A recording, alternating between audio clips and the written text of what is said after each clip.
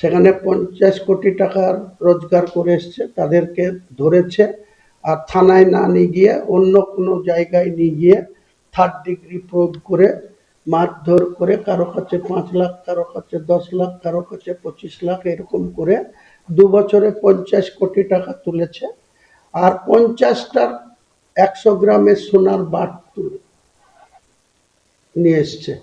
তারপরে তার আবার শক্তিপুরে পোস্টিং হয়েছে। শক্তিপুরে এসেই ফেব্রুয়ারি মাসের শুরু থেকে মার্চের 15 তারিখে ইলেকশন ডিক্লেয়ার হয়েছে। 19শে মার্চ পর্যন্ত যারা তৃণমূলের তোলাবাজি করত, মাসে থানাতে 3000 টাকা করে ট্র্যাক্টরের মান্থলি দিয়ে যারা মাটি কেটে, এই খৈতানের জমি মাটি কেটে যারা ভাটাতে বিক্রি করত, ডাইরেক্ট ওসি বেলারও কাছে কোনো না ধার ধরে কোনো রয়্যালিটি জমা না দিয়ে 70 লক্ষ টাকার মাটি একটা ওসি, সে আইন শৃঙ্খলা দেখবে কি, সেই নিজে 70 লক্ষ টাকার ট্র্যাক্টরে, আবার ট্র্যাক্টরে যাদেরকে দিয়ে মাটি বিক্রি করেছে তাদেরকেই আবার তাদের বিরুদ্ধে একটা সৌমটো কেস স্টার্ট করেছে 19শে মার্চ, দিয়ে তাদেরকে আবার জামিনও করিয়ে দিয়েছে। যা তাদেরকে দিয়ে করতে হবে, কাজে ওসির ক্ষমতা অনেক, সেই ওসি ক্ষমতা দেখিয়ে 70 লক্ষ টাকার মাটি বিক্রি করলো। তার বিরুদ্ধে কোথাও বলা যাবে না, তাকে ট্রান্সফার করার জন্য বললে তিনি ট্রান্সফার হবেন না।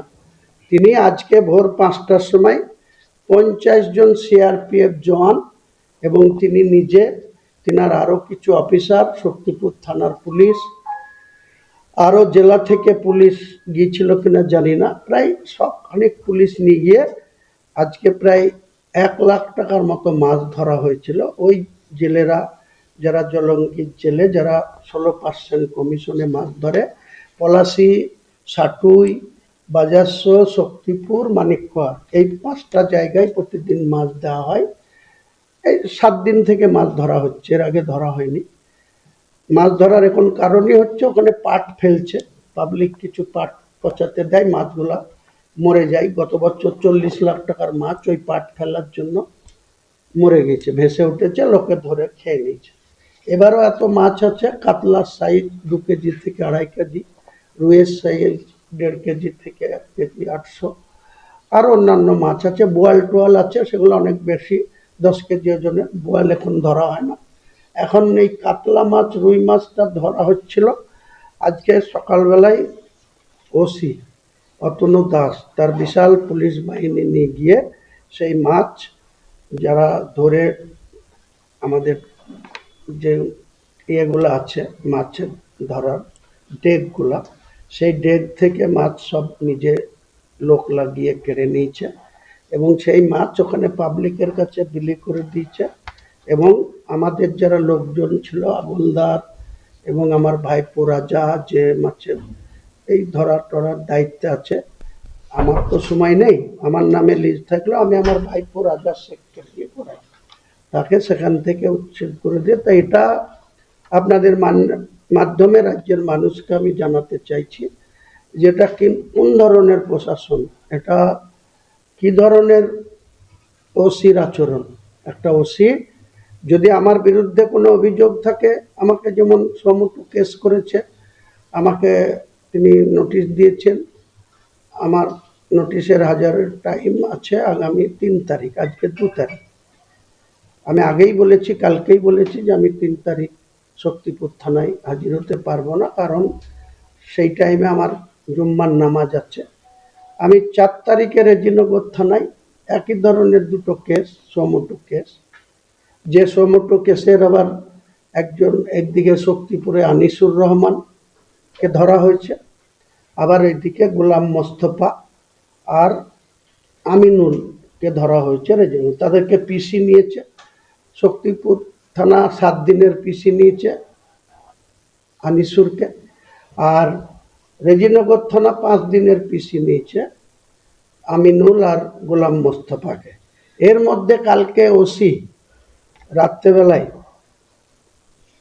কাজীপাড়া গিয়ে কাজল শেখ নামে এক আমার আমজনতা উন্নয়ন পার্টির কর্মী, যারা আমার হয়ে কাজীপাড়া কামনগরে ভোট করেছিল, তাকে এমনভাবে গালিগালাজ বাড়িতে গিয়ে তার মা বাবা তার বউয়ের সামনে, যে এজিপির নাম করলেই তোদের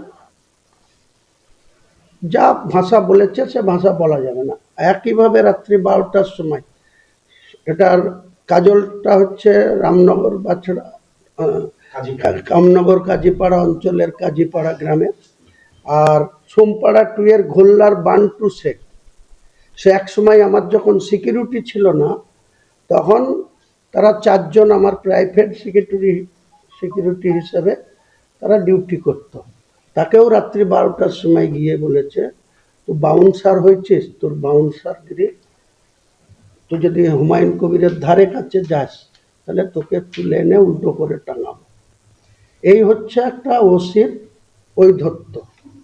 তো এই জিনিস বাংলার মানুষ দেখুক, বাংলার মানুষকে নতুন মুখ্যমন্ত্রী, পুলিশ মন্ত্রী, তিনি বিধানসভায় দাঁড়িয়ে বলছেন যে আমি মানুষকে সুশাসন দেব, গুন্ডাগিরি বন্ধ করব। তো তার একটা পুলিশের ওসি যদি এইভাবে গুন্ডামি মানুষের উপরে করে, বিচার ব্যবস্থার কাছে যাওয়া আর আপনাদের এই গণতন্ত্রে আপনাদেরও একটা পার্ট অবশ্যই উল্লেখযোগ্য থাকে। তাই আমি আপনাদের মাধ্যমে ওসি অতুল দাস, তার বিরুদ্ধে অ্যান্টি করাপশন এবং ভিজিলেন্সের তদন্ত দাবি করছি। কারণ আমি লিখিতভাবে চিঠি করলেই যে সেই চিঠির কোনো গুরুত্ব দেবে বলে আমি বিশ্বাস করি না।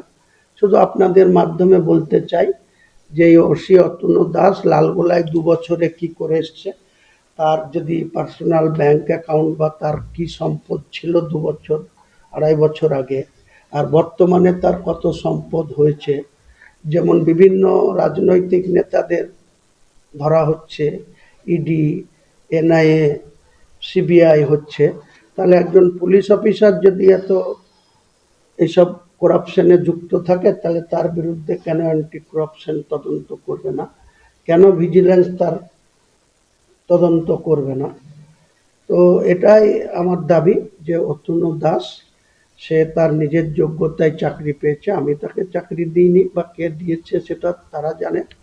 কিন্তু সে একজন ওসি হয়ে যেভাবে আচরণ করছে, আমার ব্যক্তিগত সম্পদের উপরে আঘাত করছে, আমাকে যেভাবে তার ক্ষমতা অপব্যবহার করছে, এটা আপনাদের তুলে ধরার জন্য। আর এই এগ্রিমেন্ট যে আগেই বললাম 15/7/2023, যতদিন ভ্যালিডিটি আছে এখানে লেখা আছে দেখুন, যে 2023-24 থেকে টু 2032-33 সাল পর্যন্ত।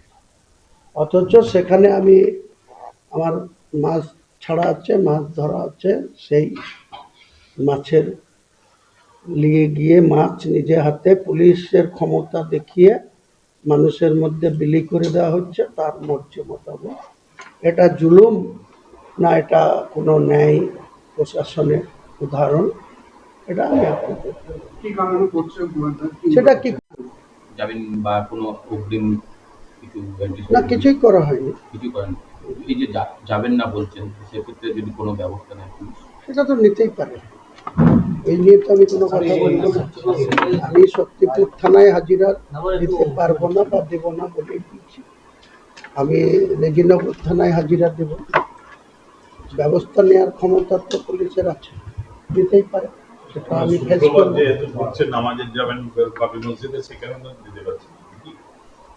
সে কারণেও বটে, আর আমি যে এই ওসি যে ধরনের আচরণ করছে, আমি এটার একটা প্রতিবাদ জানিয়েও আমি তার কাছে যাচ্ছি না।